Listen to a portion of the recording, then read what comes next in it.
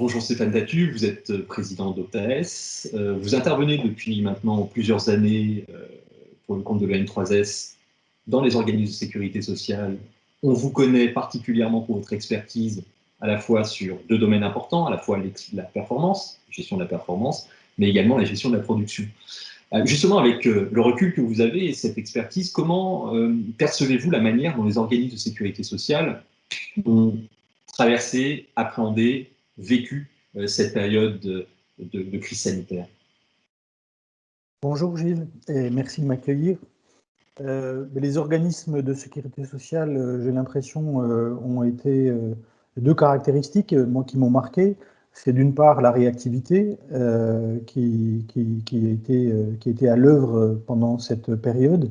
Et puis la deuxième caractéristique, c'est l'adaptabilité, c'est-à-dire avoir su, dans un contexte très particulier, néanmoins assurer une production.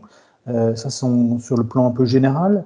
Et puis sur un plan un petit peu plus technique, ce qu'on a pu constater, c'est que les organisations et les dispositions qui avaient été créées depuis ou développées depuis plusieurs années maintenant pour assurer le pilotage de la performance et le pilotage de la production en général, eh bien, ont été malmenées, j'ai envie de dire, ont été pour une bonne partie passées à la trappe parce que contexte oblige et adaptation oblige.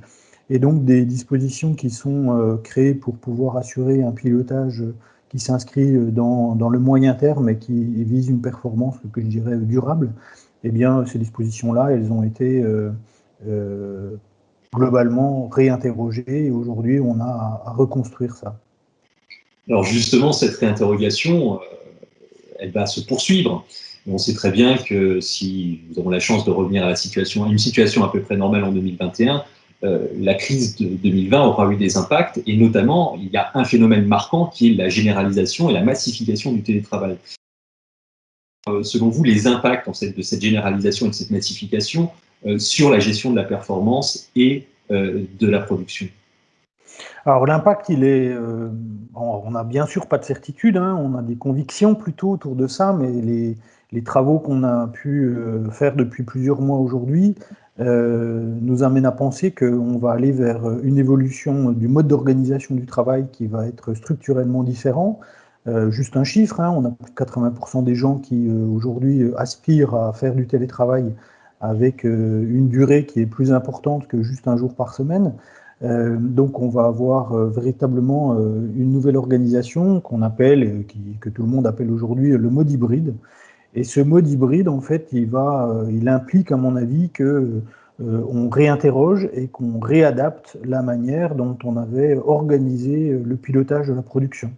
Alors sans rentrer trop dans les détails, mais il y a, en tout cas à ce stade, il y a 4 principaux sujets pour nous qui sont à travailler ou à réinterroger, à adapter.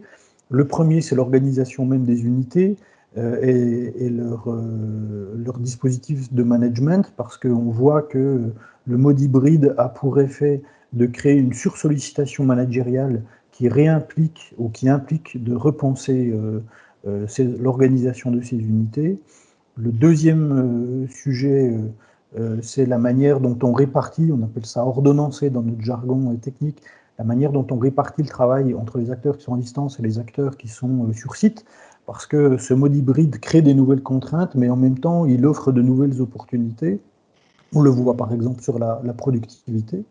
Le troisième élément qui nous semble important, c'est également d'adapter ou de repenser l'animation collective. On avait jusqu'à présent créé des dispositifs qui étaient basés sur l'idée d'une présence sur site.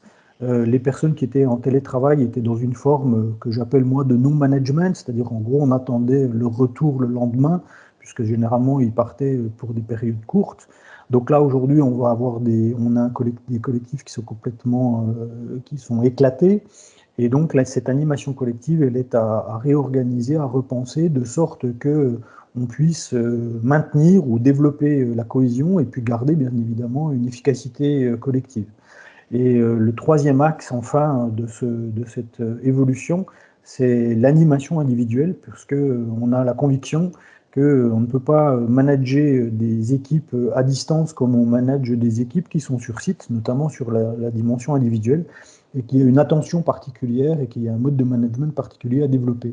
Et donc, ce sont autour de ces 4 axes principaux, en fait, qu'aujourd'hui, on repense, on fait un peu la réingénierie des dispositifs de pilotage de la production et de la performance. Alors la manière justement dont vous voyez cette réingénierie de la production, eh bien, elle a un impact aussi sur la manière dont vous, en tant qu'organisme, de conseil et puis de formation, vous avez aussi travaillé votre offre qui est présente sur le site de l'école, je vous disais depuis plusieurs années. Donc on a beaucoup retravaillé avec vous, on vous en remercie cette offre de formation. Donc elle est d'ores et déjà disponible sur le catalogue, l'offre de catalogue 2021. Donc vous pouvez d'ores et déjà vous inscrire en ligne sur cette site, sur le site de l'école.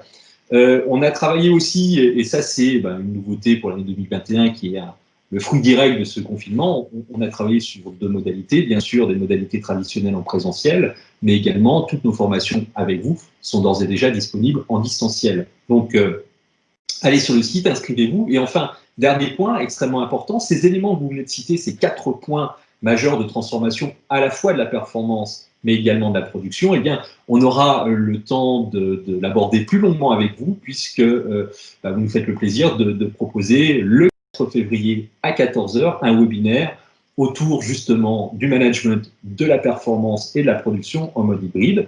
Donc, vous aurez très rapidement la possibilité de vous y inscrire, je vous engage à le faire, puisque vous aurez la possibilité à la fois de voir plus longuement exposer ces éléments, mais aussi de pouvoir dialoguer directement avec Stéphane durant ce webinaire. En tout cas, Stéphane, merci beaucoup d'avoir répondu brièvement à ces questions. Et puis, je vous souhaite, et je souhaite à Opta aussi, je vous souhaite de fin d'année. Merci beaucoup, Gilles. Et puis, avec plaisir pour se retrouver. Je vous souhaite bien sûr à tous de très bonnes fêtes de fin d'année. Merci beaucoup. À très bientôt sur nos lignes. Au revoir. Au revoir.